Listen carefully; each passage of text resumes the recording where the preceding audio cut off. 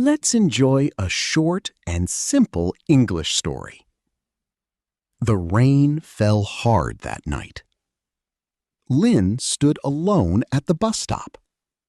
She forgot her umbrella, and her clothes were completely wet. Cold wind touched her face. She let out a soft sigh. Then, someone walked toward her. A young man stopped beside her and smiled kindly. He held out his umbrella. "Please use this," he said softly. Lynn looked up in surprise. "Really? Thank you so much." They stood quietly together while the rain continued to fall around them.